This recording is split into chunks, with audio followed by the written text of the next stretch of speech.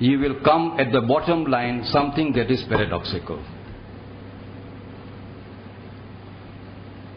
Shankara finds that dualism is paradoxical. Dualism finds that monists are paradoxical. Saying that reality is one, then you say, no, there is a distinction between Paramarthika Satta and Vyavaharika Satta. From where has Vyavaharika Satta come? Don't ask that question. It is incomprehensible, inexplicable, anirvachaniyam.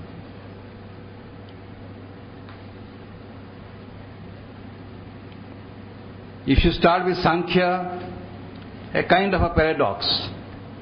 Purusha is absolutely silent. Prakriti is dynamic. Dynamic but always dependent upon Purusha glancing at it. But Purusha is inert. And yet, the glancing, which is an activity, dynamism, that dynamism is necessary to activate that which is dynamic. It's a paradox. I turn to any theory of universe, I find paradoxes. In fact, I would say many of them are self-contradictions. Not only paradoxes, but self-contradictions. You say one thing and then you exactly oppose it. In the same breath you oppose it. Whereas Veda is paradoxical because it admits right from the beginning, Anyasa Chittam Abhisancharyanyam. It is singular. And yet, it is movable through consciousness. The consciousness is a very peculiar power according to the Veda. All the secret of oneness and multiplicity, one and all that is the power of consciousness.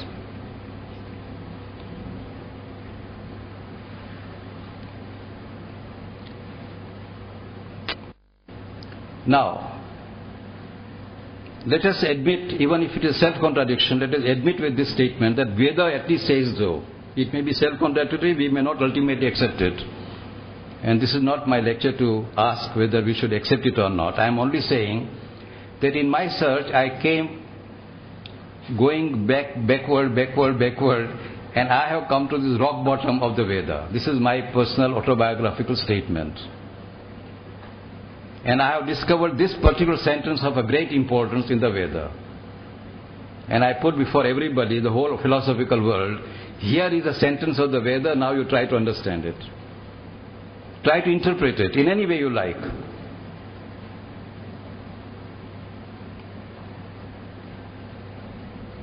Now it says that this reality, if you read the Veda in many aspects of it,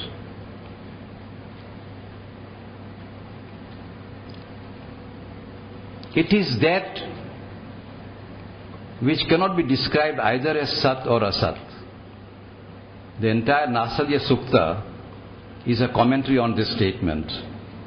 It is such a reality, you can't describe it either as existent or non-existent.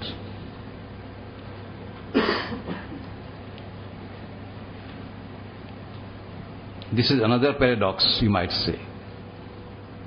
But not. It is not paradox. Not at all. But it is what the Veda says.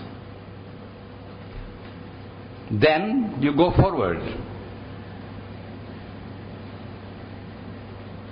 It describes a moment when only that was breathing. It describes in the Nasadiya Sukta itself, it describes that which was breathing, the only thing, and nothing else. But that which is other than itself, that was breathing.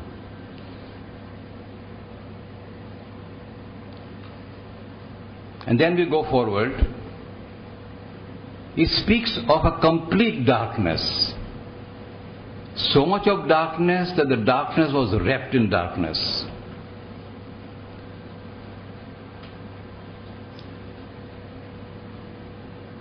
Now, how this darkness has come about, Nasadiya Sukta does not give you the key to it.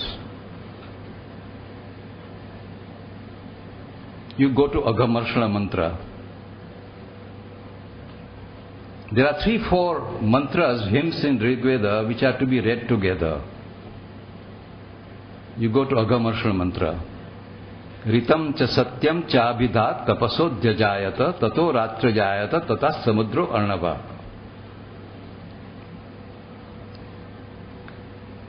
It says that there is tapas. What is tapas? You go to another statement.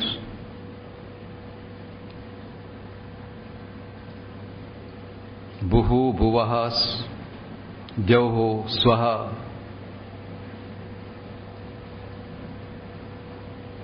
Tapaha, janaha, tapaha, satyam. Tapa is something that is next, according to this theory, to Sat. That which is, which is not, which is other than itself, that's Sat. And tapas are related. Tapas is also a power of Chit. Chit and tapas are related together. Tapas is the power of consciousness, a special power of consciousness. So you might say, according to Agamarshana mantra, the entire creative activity is ultimately reducible to the power of consciousness, which can be termed as tapas. It is a concentrated state in which the content of reality can be brooded, can be hatched. That is tapas. In fact, even now when we use the word tapasya, basically tapasya is nothing but this, a concentration, an austere concentration in which the contents are brooded.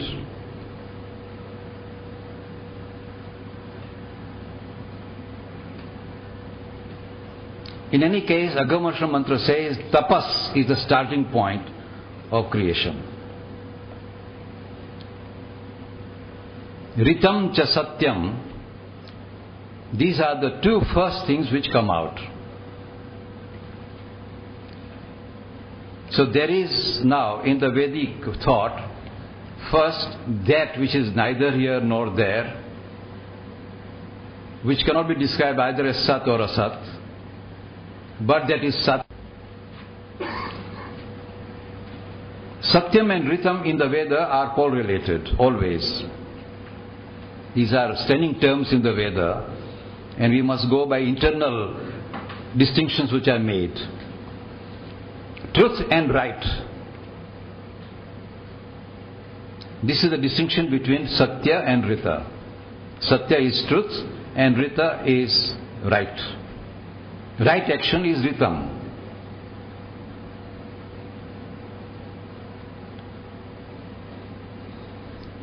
So you might say, according to the Veda, the first thing that manifested by the power of tapas, by which the whole reality is movable, is Ritam cha Satyam, the truth and the right. And it should be so. From Sat, only Satya can come out. That is the real reality, out of which the manifestation is only of Satya and Ritam.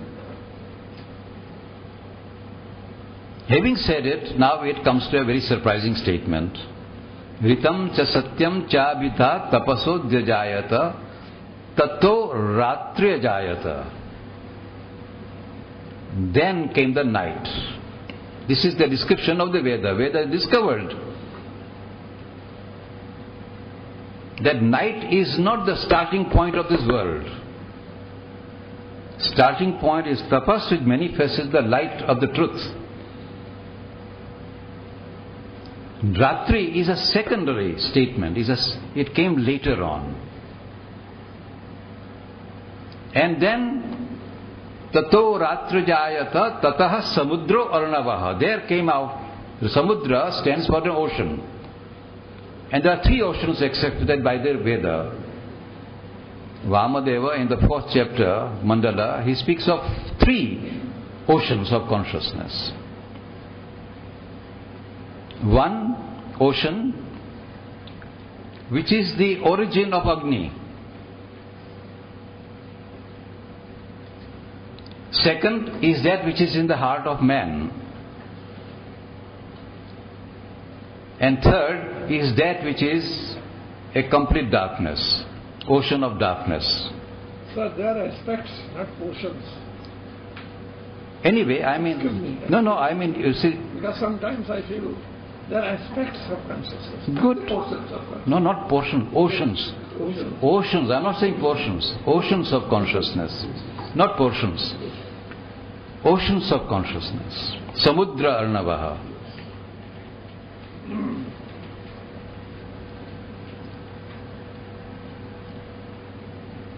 So this darkness, the total darkness of which Nasadiya Sukta speaks, is a result of a manifestation which is described in the Agamarsha mantra.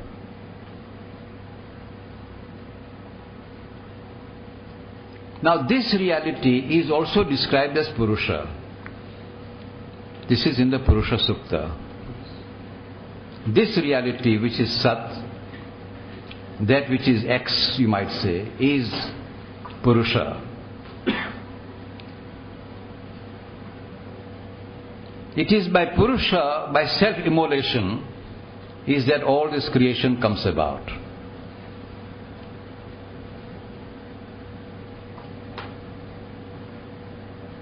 There is none other than Purusha himself. It is by self-immolation, it is by the sacrifice of Purusha that the whole manifestation takes place. This, according to me, is the description of Brahman. The Brahman is that which is and which is spread. The word Brahman is spreading. Spreading forth.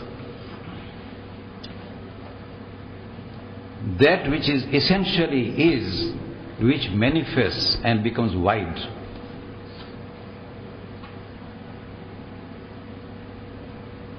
It is Idam Brahma and Sarvam Khalu Idam Brahma. Brahman, which is one, is also all that is all here. Is the same.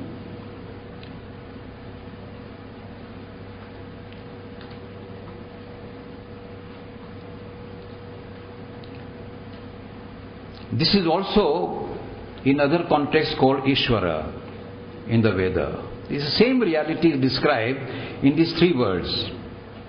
The Veda is very pregnant, and each aspect has its own truth in the Veda. If you study the Veda closely, there is no confusion of thought, as many people think it is.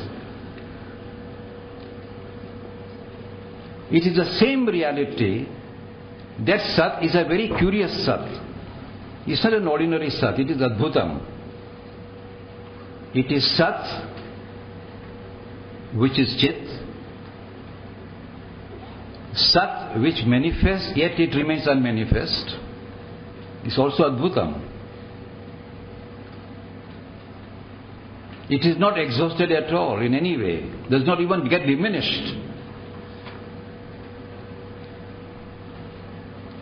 It produces all that by itself, by its own self-immolation. There are these 3 words, Brahman, Purusha, Ishvara. These 3 are the basic terms in the Veda, and they all need to be correlated to be able to arrive at some metaphysical concept out of it. As I said, Veda itself is not metaphysics. But we students of metaphysics who would like to understand metaphysically the Veda, this is how I am trying to understand. And I want to share with you my understanding.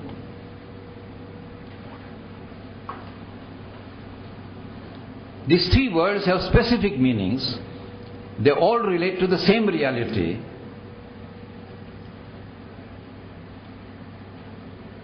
The reality in itself is Brahman, because that is the very stuff, the very essence.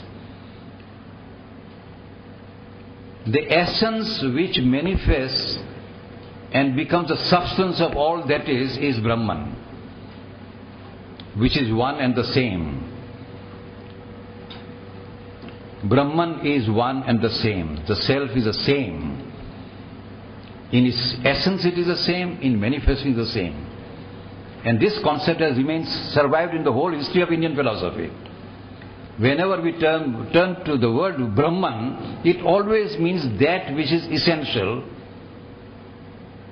and that which is the same in essence as in manifestation. It's the same self. This is the fundamental meaning of the Brahman as we can derive from the Vedic verses. This Brahman, when it manifests, it does not manifest because it must manifest. And this is very important. There is no necessity for Brahman to manifest. This is also Vedic truth. The reality is so utterly free. It is only one. There is nobody else to compel it to do anything. There is no compulsion it must manifest. It can manifest. If it manifests because it can manifest, there must be, therefore, according to the Veda, a state of consciousness which decides to manifest.